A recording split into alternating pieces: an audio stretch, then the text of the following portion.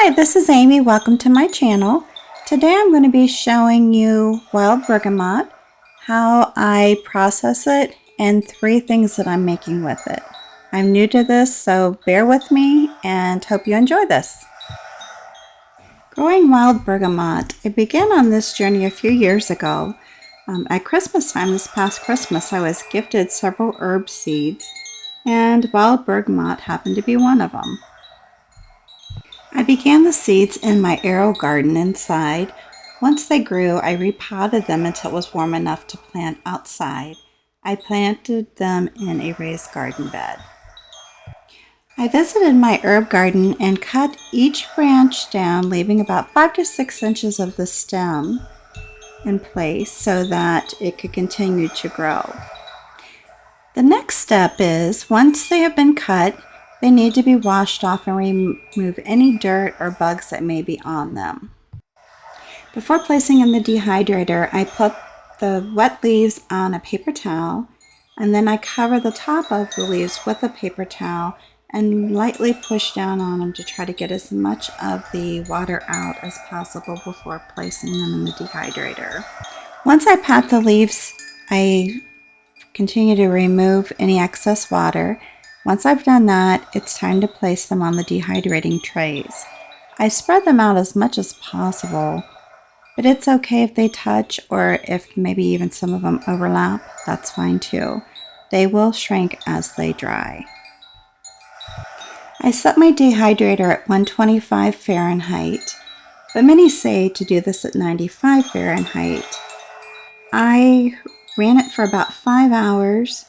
Just make sure whatever dehydrator you're using, that you make sure the leaves are just nice and crunchy, crispy, that there's no wet or places on the leaves, because that's not good. You need to make sure that they're really dry.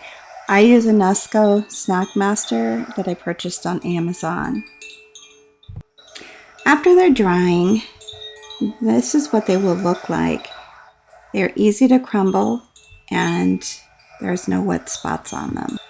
How to use. Number 1, the first thing I do is I place several dried leaves into this canning jar. And it's a pint size, but you can use whatever size you wish. You might want to actually put more in to make more oil. And as I stated, I'm making oil. So what I did is I put as much sweet almond oil over all the leaves. And then I will close up the jar tightly and place it in a dark spot for 4 to 6 weeks. I will shake it 1 or 2 times a day just to make sure it's mixing up well. And I plan to make another video once I've gotten past the time frame showing you what I'm going to be using it for, because I'm actually going to make a salve for my skin. How to use number 2. The next way that I will be using the wild bergamot is by powdering it in a coffee grinder. Once it is powdered in my coffee grinder, I add it to my Power Green mixture that I already have. I eat it daily. I add a lot of different dried foods to this as I dehydrate, especially if food is starting to go bad or get close to going bad. I will dehydrate and add to this mix. And I take it with vegetable juice, so I'm getting extra servings of vegetables. How to use number 3. The final way I'm going to be using it as the whole leaves. So I'm putting them in a jar with a packet that helps keep out the moisture.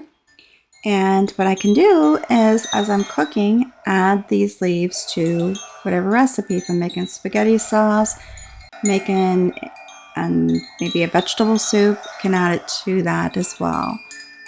So it's actually a little spicy, but I really like it. It's not too hot. 3 ways I use my bergamot. One is by creating an oil. The second one is to powder it to add to my Power Greens. And the third way is to use the whole leaves in different recipes as I'm cooking. It adds a nice little flavor to it. It has just a little spice to it, and I really like it.